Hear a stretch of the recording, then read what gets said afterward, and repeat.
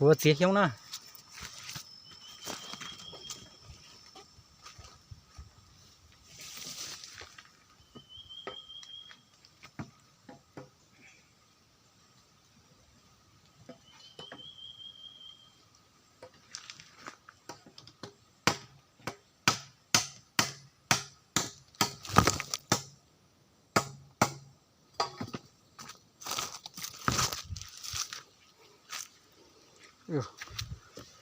Thành đỏ đó.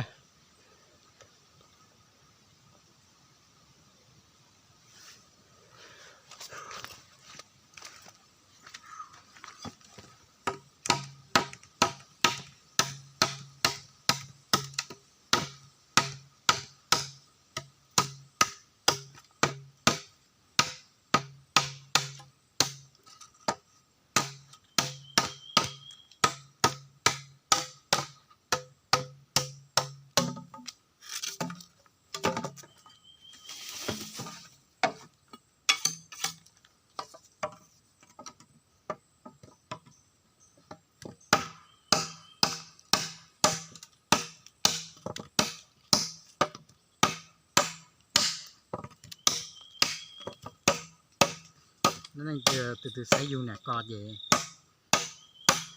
xong đá cho cá nè, xong đá cho cá bình luận thế giờ từ từ nhẹ dù thế chế phép sau đó chúng nghề nghiệp giao lưu thì xích quá xích thiệp cái dùng nè cọt nè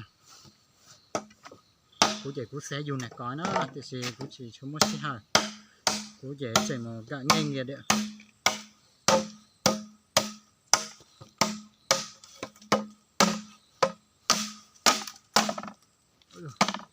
Cái chúng ta sẽ để thi vào chế rồi.